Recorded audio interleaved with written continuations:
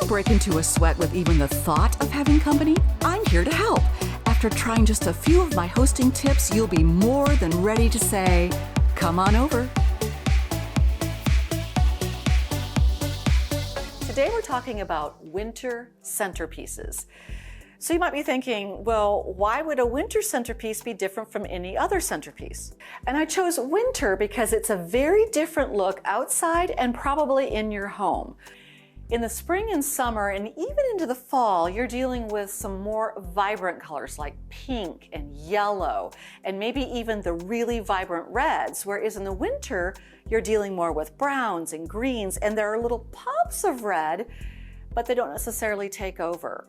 But I am a fan of using centerpieces that are more traditional and maybe more stuff that you would just forage with and find outside. Found a stick on the ground and now I'm gonna use it. All this power that I found, gonna totally abuse it. One of my very favorite found things is this. This is the stump of a Christmas tree that we had cut off. You know how you do that? You go to get your Christmas tree and they chainsaw it off and then they throw the rest of it into the throwaway pile. I was looking at that thinking, I think I could use that. And of course, Jimmy was like, no, yes. And so I got this one. And then I started looking around, and in the pile, I found this one, and then this one. And oh, look, here's another one. I should put it up here. The great thing is, it looks like I spent a fortune on these at some sort of craft store or TJ Maxx or somewhere where you're always looking for natural items. They cost nothing. Then I'm going to add other things. So here's some holly that I just this morning cut off my holly bush. And I'm just gonna, it's not perfect, I'm just gonna weave it in there. It's got just enough interest, enough green, a little bit of orange berry on there. Just going to adjust it. And look at this funky guy. Kind of curves around for me. So I'm gonna put this one down in here. I'm gonna let it be a little bit elevated. And then I'm gonna take what are called picks. So these are just pieces of berries that I can place wherever I want to. I could leave it just with the holly and the stumps, but I'm thinking it could use a little bit of color. Now, these do skew a little bit more Christmas, but holly berries stay on the trees and the shrubs for a very long time. It doesn't have to be just Christmas. Now, this is super simple. I have taller ones. If I wanted to create some more height, it's on a pick. These are not real. I could put it up like this and hope it stays, and then I would probably fill in just a little bit more here and there with these picks of the berries. Now I ask you, isn't that lovely? Very winter, very simple, cost me almost nothing. Now, I don't know if you are anywhere near pine trees where you can just go collect the pine cones, but I recommend you do that because they cost too much in the store. Now, you might see a bag of pine cones at an estate sale. Buy them. You never know when you're going to need them. And then you can bring those pine cones home and do things to them like I did. I painted these, or I spray painted them with enough white to give them that winter look. And these I actually sprayed with fake snow. They're so cool. So then I have regular pine cones that nothing's been done to them. And then I actually picked these up at an old townhouse I lived in, and they have been with me for years. In fact, most of these pine cones have been with me 10, 20, some of them 25, 30 years, which is bizarre since I'm clearly only 27. Liar, liar, plants for hire. So we're gonna put together some centerpieces using pine cones and different vessels. Now, as you know, I like to start with some sort of base, particularly if what I'm using for the vessel is gonna scratch the table. So let's just start out with the simplest of centerpieces. I'm using just a brown wooden vessel, bowl, right here on top of a round rattan base. And then what you can do is just start putting in pine cones in any fashion you want to. They don't have to be perfect or symmetrical. I just start throwing them in To try to give some sort of bountiful look, you want as many as you'd like. Sometimes I go way overboard and then it's hard to move. I bet you can't imagine that, me going way overboard. You might decide, okay, I'm gonna top this off with a little snow. Now, didn't that make a nice little touch? Here's another one. I might turn it. And I'm not gonna use the big one because that would look too obvious. Just adding those, lightly sprayed with snow. You can see some of the snow coming off. Fake snow adds a little bit of a punch. If you don't want to do fake snow because it's a little bit messy, you could take a spray painted pine cone, not messy, and throw that in. That also gives a wonderful pop of white. It's a different kind of white. And you can see that the pine cones will just keep adjusting themselves as they are wont to do. You'll notice I did 3 pine cones because we like things in odd numbers. So very simple. Another thing you could do is use more of a square on the circle, or you could use it alone. It does have feet. Let's just go with the square planter in the middle of the table since it has feet.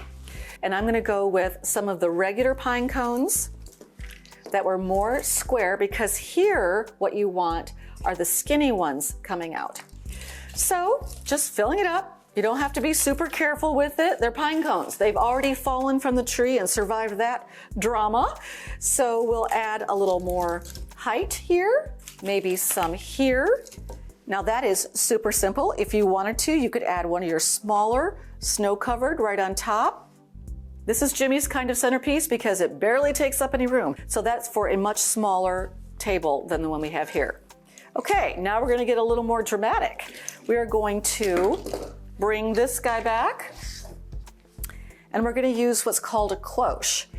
So this is a glass cloche. It's very heavy. So you're not gonna wanna mess around with it flipping it.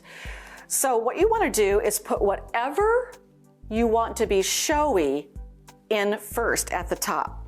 I would like the white ones to be at the top, and you're going to notice that I'm putting them in upside down because we're going to flip this cloche over and hope that everything stays where it's supposed to. So I've got 5 of them in here. Then I'm going to throw in maybe some of these pointy ones, again, upside down because we're gonna flip this. So we don't wanna look in later and go, crack. All my pine cones are upside down. Don't wanna do that. Because then you have to flip it back over and start again. All right, so now I've got some nice pointy ones down in here. Now I'm gonna add some brown ones. And since I have more pointy ones than boxy ones, I'm going to put those at the bottom. All right, more of them going in. They don't have to be perfect. Pine cones don't look perfect on the ground, do they? Nope, so they don't have to look good and perfect in your centerpiece. Just throwing them in now, but I'm still making sure that they're upside down. And then you want to take your base, we're going to hope this goes well, and flip it. And there you go. Here's your pine cone. See, it's getting stuck on this rattan. You could add more color to it if you wanted to, but that might make it holiday specific. So I'm going to leave it just as a winter gathering. Now, here's another cloche, but this one is open. I'm taping here from that old putty cat. So I'm going to put that there. I'm going to dump these out. It's going to be loud. As loud as pine cones could be. And here's what the cloche looks like just sitting by itself. And we're gonna put in only the brown pine cones because it is already white tipped or white distressed. So I'm gonna put in this and just see if I like just one in there. Not really.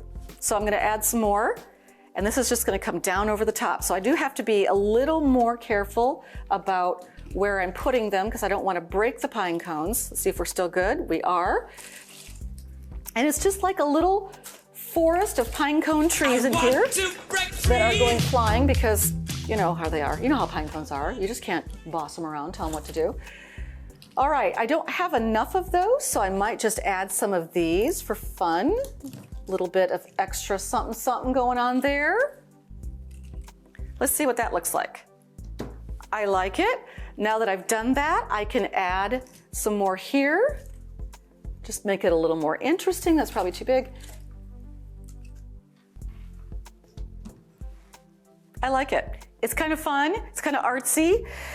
You do need to have some sort of platform here because the metal would dig into the table. You don't want that to happen. You could attempt to fill the whole thing and maybe have some of these coming out the side even. That could be fun. Many options here of pine cones. I have actually done one other that I use this a lot. This is a dough bowl. And these are very popular now. I've used that as a base before to put this in. I've used it just pine cones. Just put the pine cones in it, just like this. Sometimes at Christmas, I'll put bells around it. I just make a collection of pine cones in this bowl, put it in the middle, and be done with it. It's a low and artsy, natural looking centerpiece. And we will use this dough bowl again. And in fact, I could add some white to these just to make it a little more festive, a little more interesting. Pine cones, cloche, containers, base. That's all you need to make a really simple centerpiece. Here's another woodland setting. I've taken this stump from a Christmas tree, and I wanted to point out you can actually see the cuts where the chainsaw got it. I love that. I think that adds character. So I'm taking the most character-worthy part, the knobs here, and I have some owls that I just think are adorable. Here's a little white owl. White is a very good winter color. And then we've got the big owl, who I think is missing an eye. And I say, more power to him. There's one more thing we need to complete the plan. That guy's eye. Now, I could add more of these, but first I want to add a little bit of greenery without, of course, bumping the owl. So here is some holly with some berries, and I'm going to just, what am I going to do here? What are you going to do, Chris? You're going to bring it around. Nice. And I might add a little bit more just to keep it interesting. Very nice woodland feel to this. And you know how I feel about birds. If you watch my videos, you know I love birds. And an owl is a bird. But we don't get to use the owl very much in decoration, so the winter is their time to shine. And now for something a little more formal, not super formal, but definitely brass candlestick formal. We have 9 brass candlesticks. That's a lot of brass that needs to be polished. Not all of them match, and I think that makes them more interesting. This is the tallest one, and it really shines in the candlelight and in the evening light, so I like to put it in the center. So I'm gonna go with little gold tea lights on the top of these brass candlesticks. I've done this recently with guests, and they loved it. So I put those on there, and then of course I would light those just before they get here. Then I'm going to use some more natural elements. This is some holly that I actually cut off the tree this morning, the shrub. It's got some berries on it, and see how it just kind of bends around there for me? I particularly liked this one because it bends naturally. Here's another one here. If these candles were lit, we might have set something on fire. And I should take a moment to point out that I did not have a runner or a platter that was this length, so I just took 2 rattan placemats and made a runner out of them. I think it works great. So now I'm going to intermix with the pine cones that have been featured in other episodes, and I'm just going to place them around where I think that they might look the most natural. I always start with the square or boxy ones because those are harder to place later. It's hip to be square. It's hip to be square. So I'm gonna put this over here, and then if I think that's not quite enough, and Jimmy would say, that's quite enough, but it's not. I'm going to go over here, and then I start placing around the longer ones. Now, one of the best uses of this is to hide the stems of the hollies that I already have on here. So I'm just going to put them around to hide the stems. You can't really see back here where I am, but whoever sits over here can. And just place them here or there, wherever you think they might look pretty. And it doesn't have to be a lot of them because we want the brass to shine. It's really the brass that is the star of the show. So that's probably enough. This is very low key for me, but it looks good. I'm noticing that this one's sticking out a little bit more, so I might take a little more time to adjust it if it is getting into the way of a plate. If we just sit on the sides, I can do whatever I want to with this long runner, and you know that I will. And finally, the silver candlesticks. Now we have 8 of these, and I'm supposed to mention that Jimmy polished all 8 of these without me even asking him. The reason this is last is this is by far the most formal looking and the most wintry looking. What I like to do in these, even though they hold cathedral size candles, I never do that. I put in these maxi tea lights that you can order online. They burn for a long time and they'll sit right down in there. And most importantly, they won't catch anything on fire by being bigger. Then what I would do is go back to what I've been doing all along, adding some holly. I'm going to go back to what I had before, which is just 2 pieces, especially this one that curves around, and let it be a little simpler here in the middle. So I've just kind of crossed them here. And then I'm going to use the snowy and white tipped pine cones. So I spray painted these. Spray painting is one of the fastest and easiest ways to get color on something. Stop spray painting, people. And they don't have to all sit up. I keep meaning to point that out. I'm going to use probably 5 of these white pine cones.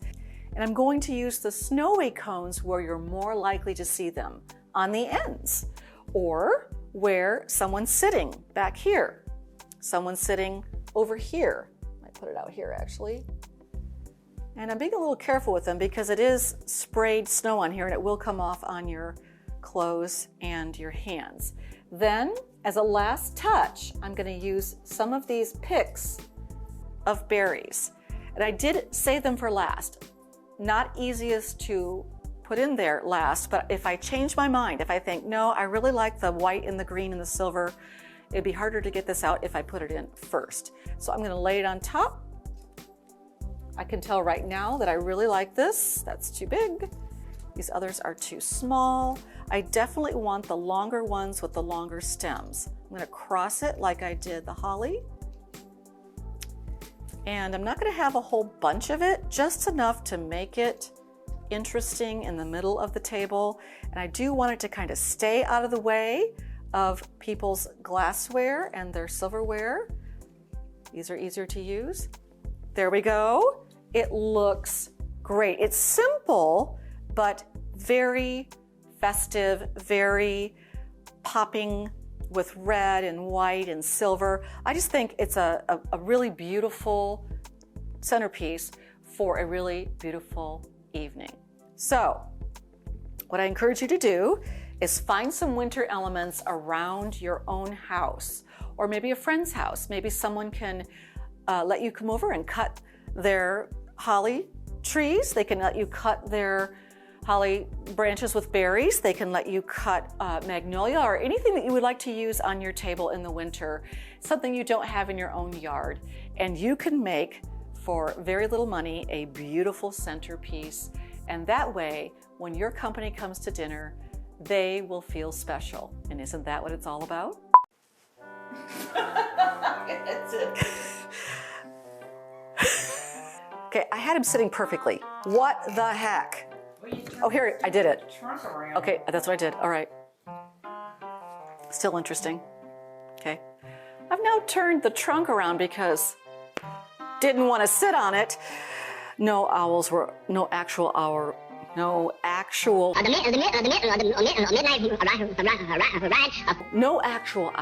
were hurt in the making of this video.